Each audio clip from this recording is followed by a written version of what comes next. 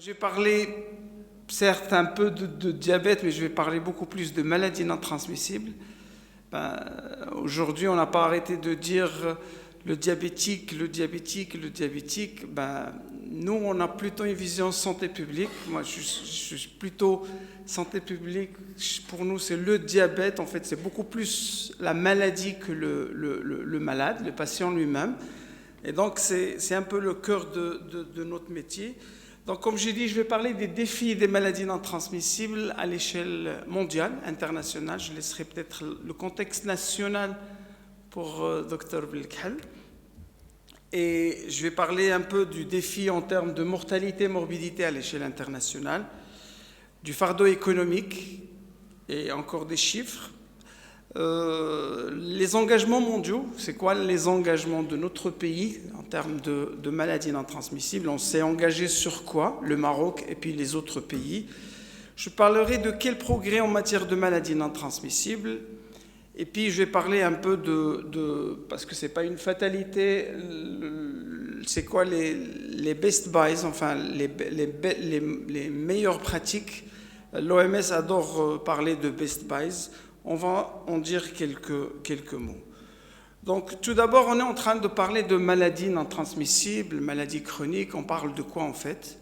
En fait, on parle du diabète, certes, mais on parle aussi des maladies cardiovasculaires. On parle des affections respiratoires chroniques et on parle du cancer. Et après la réunion de très haut niveau tenue à New York en 2018, on a ajouté officiellement les conditions mentales ou les maladies mentales à cette panoplie de maladies, des maladies non transmissibles. Et pourquoi? Parce qu'ils partagent les mêmes facteurs de risque que tout le monde connaît, qui sont le tabac, l'alimentation malsaine, la sédentarité et la consommation abusive d'alcool. Et bien sûr, toujours après 2018, on parle de ce nouveau paradigme 5-5, parce qu'avant on parlait du paradigme 4x4, 4-4. Maintenant, on parle du paradigme 5x5 et on a ajouté la pollution de l'air en termes de facteurs de risque parce que c'est un grand facteur de risque, surtout pour les maladies cardiovasculaires et les affections respiratoires chroniques. Donc, fardeau en matière de mortalité et de morbidité des maladies non transmissibles. Donc, ce grand carreau-là, avec du bleu, du rouge, du vert, c'est ça la mortalité dans le monde. Ben, si on imagine que c'est ça la mortalité, ça c'est un schéma de IHME, ben, c'est le site où il y a les données statistiques globales. Donc, en bleu là, on a les maladies non transmissibles. Et donc, vous pouvez constater, parce qu'on parle des tueurs, les principales killers, les principales maladies non transmissibles, eh ben, eux, ils sont responsables de la plus grande mortalité des maladies dans le monde. En rouge, on a tout ce qui est maladies transmissibles, néonatales et maternelles. Et en vert, on a tout ce qui est accidents, ce qu'on dit en anglais, injuries et traumatismes. Voilà, je vais chercher le mot. Et à l'intérieur des maladies non transmissibles, ce sont les maladies cardiovasculaires et c'est un peu la responsabilité ou la mortalité des maladies cardiovasculaires au sein des maladies non transmissibles, le cancer, les affections respiratoires chroniques et surtout l'asthme et les BPCO, et enfin le diabète et l'insuffisance rénale chronique. D'accord. Donc, et imaginez que c'est ça les causes de mortalité et on peut agir sur 40% des cancers et sur 80% des autres maladies non transmissibles. Donc, ce sont des maladies qu'on peut prévenir. Notre maître Moulay Taheri a bien parlé de la prévention, donc on peut éviter jusqu'à 80% des maladies non transmissibles. C'est un autre schéma maintenant, mais c'est celui de l'OMS. Et ce schéma-là, il représente les 40 premières causes de mortalité dans le monde, en fonction du sexe, masculin, féminin, en fonction du niveau socio-économique, high income et low income. Et on voit tous, en fait, que les maladies non transmissibles, c'est l'apanage des pays comme le Maroc, des pays à revenus intermédiaires, d'accord? Et nous, on est classé comme un pays middle income country, c'est un pays à revenus intermédiaires. Donc, les pays à middle income country, ils souffrent vraiment, ce sont les pays qui souffrent le plus des maladies non transmissibles. Ils souffrent en termes de maladies non transmissibles en matière de mortalité prématurée. Mortalité prématurée, c'est la mortalité entre 30 et 70 ans. C'est comme ça que l'a défini l'OMS. C'est avant l'espérance de vie, comme a dit le professeur Heikel. Et donc, nous, on souffre de cette mortalité prématurée. Donc, les maladies non transmissibles en chiffres, c'est 41 millions de décès chaque année, soit 7 décès sur 10. Et c'est chaque 2 secondes, on a une personne qui décède prématurément. Donc, c'est principalement les maladies cardiovasculaires avec 18 millions par an. Ce sont les cancers avec 9 millions. Troisièmement, les maladies respiratoires chroniques avec 4 millions. Et le diabète avec plus de 1,6 million. Donc, j'ai mis cette slide pour dire que, et on va voir pourquoi, on est toujours, l'obésité est en augmentation continue, donc c'est ce qui favorise un peu le diabète et les autres maladies non transmissibles. Ils sont toujours en augmentation. Le diabète également, il est en augmentation, c'est une slide qu'on a déjà présentée. Et en 2045, bien sûr, le diabète va continuer à augmenter si on ne fait absolument rien. Il y a une autre information, c'est que les 2/3 des personnes avec diabète, ils vivent en milieu urbain, d'accord ? Et bien sûr, ce nombre, vers le 2045, va devenir les 3/4 des diabétiques, ils vivent en milieu urbain. Et donc, ça a un sens, bien sûr, c'est le changement des comportements alimentaires, c'est la sédentarité, et ce sont les autres facteurs de risque. En termes de fardeau socio-économique, on parle de 700 milliards de dollars un peu. C'est un peu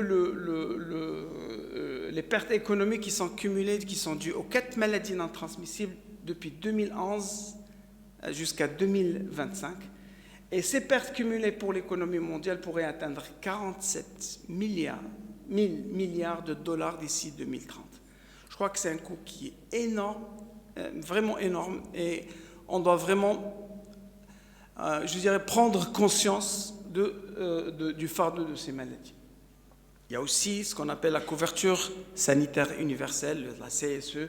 Environ 100 millions de personnes ils sont poussées vers l'extrême pauvreté parce qu'ils payent pour leur santé, mais essentiellement les maladies non transmissibles qui coûtent très cher. Et les dépenses des ménages en moyenne, elles sont estimées à l'échelle internationale à 32% de dépenses pour la santé. Vous savez, au Maroc, c'est plus de 50%.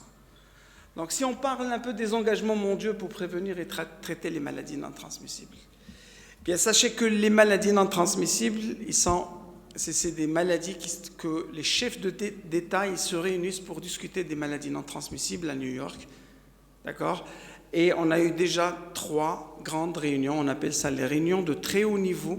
La première était en 2011.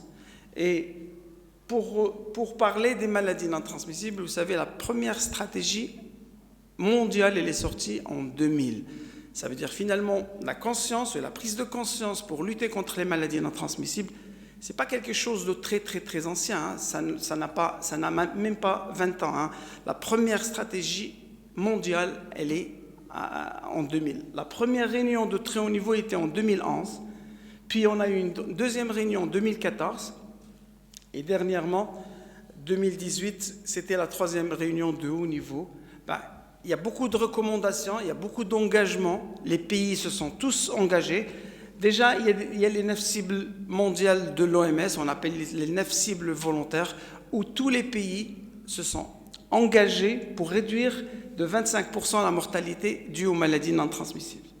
Ils ont décidé également de réduire de 30% la consommation du sel, 30% la prévalence du tabagisme, réduire de 25% la prévalence de l'hypertension artérielle, arrêter la recrudescence du diabète et de l'obésité. On a vu que l'obésité, la courbe, l'obésité et le diabète augmentent toujours, et donc on est vraiment loin d'atteindre cet objectif. Réduire également de 10% l'inactivité physique, et puis il y a 2 cibles volontaires qui sont relatives au système de santé, qui sont d'avoir une couverture de 80% ou disponibilité de 80% des médicaments, et on appelle ça les médicaments est la technologie essentielle pour la prise en charge des maladies non transmissibles et 50% pour le traitement médicamenteux et conseils hygiéno-diététiques. Et là, on vise la statine, l'aspirine aussi pour diminuer les événements cardiovasculaires. Vision, bien sûr, santé publique.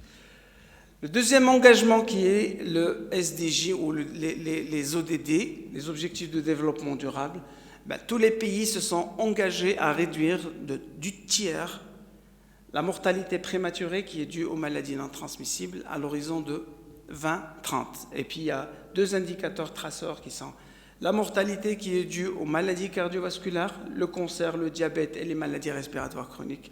Et puis pour la santé mentale, l'indicateur il est relatif à la mortalité qui est liée au suicide.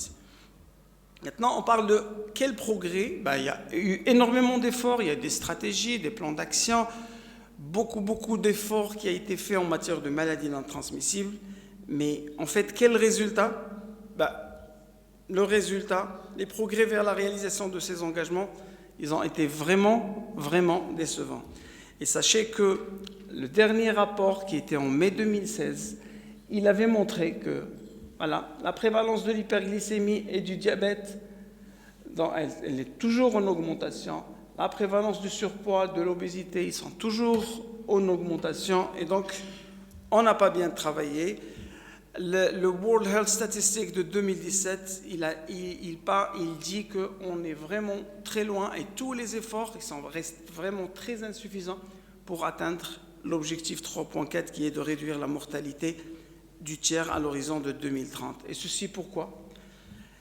Parce que il y a un manque d'engagement politique pour intégrer les mesures visant à lutter contre les maladies non transmissibles. Bien sûr, il faut une mobilisation de l'ensemble des gouvernements et des secteurs clés. C'est des actions qui ne peuvent pas être dues seulement au secteur de santé, mais qui nécessitent une multisectorialité et qui nécessitent que tous les départements, parce que ça concerne plusieurs départements et c'est des efforts que beaucoup de départements doivent consentir pour pouvoir lutter contre ces maladies non transmissibles. Bien sûr, il y a un manque de financement énorme. Il y a la capacité administrative, juridique et fiscale qui est insuffisante et on a parlé des taxes ce matin et sachez que les taxes, l'augmentation des taxes pour le sucre, c'est vrai, pour la cigarette, pour l'alcool, ça c'est des méthodes qui sont vraiment efficaces et ça rentre dans ce qu'on appelle les best buys de l'OMS. Et enfin, l'ingérence de l'industrie qui bloque la mise en œuvre de certaines mesures clés. Et comme dit toujours notre maître, professeur Agnew, nous sommes devant une industrie qui n'est pas immorale, mais qui est amorale. Je lui laisserai peut-être expliquer beaucoup mieux que moi durant sa présentation cette notion-là. Donc, certes, les maladies non transmissibles constituent un fardeau qui est très lourd, mais est-ce une fatalité? La réponse est non, parce que la solution existe. Tout le monde l'a dit, aujourd'hui on l'a répété, d'accord? C'est la prévention.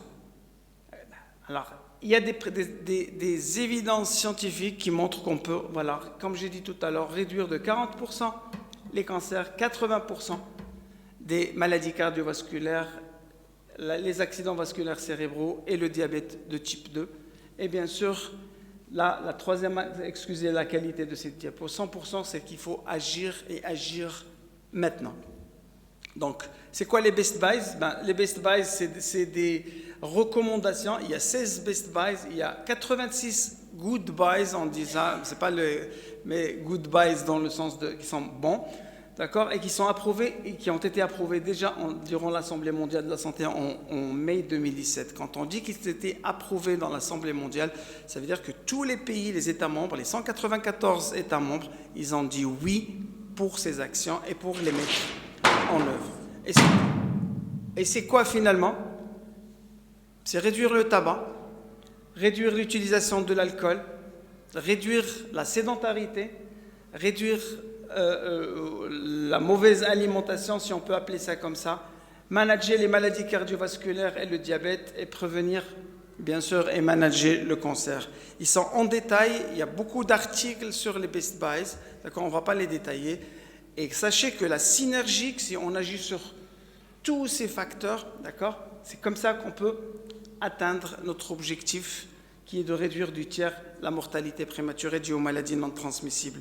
Et leur effet ensemble, ça donne 1 + 1 qui est supérieur bien sûr à 2. Donc ça coûte combien? Ça ne coûte pas grand-chose. L'évidence a montré que dans les pays à faible et à moyen revenu, si on investit $1,25 par personne par année, d'accord, on peut gagner vraiment le loto, on peut gagner 8,2 millions de vies sauvées à l'horizon de 2030, 17 millions de cas d'ischémie cardiaque, d'accord, et d'AVC qui peuvent être prévenus, et bien sûr réduire approximativement 15% de la mortalité prématurée qui est due aux maladies non transmissibles. $1,27 à l'horizon de 2030, on peut gagner quelque chose comme 350 billions de dollars. Et là, c'est éclaté en fonction de chaque investissement. Donc, $1 dans le tabac. Alors, le retour sur investissement, c'est quelque chose comme 7,5 $ à l'horizon de 2030. $1 pour le sel, pour la réduction de la consommation de sel. Et regardez bien, c'est 12,82 $ à l'horizon de 2030. Pour l'alcool, c'est 9,13. L'investissement pour l'activité physique, c'est 2,80. L'investissement pour le management des maladies cardiovasculaires et du diabète, c'est 3,29. Et pour le cancer, enfin, c'est 2,74. Donc, c'est un retour sur investissement qui reste très, très, très important. Donc, au total, tout le monde connaît l'expression de l'éléphant dans la chambre. Ou là, don't ignore the elephant in the room. Donc, il y a un éléphant qui est les maladies non transmissibles.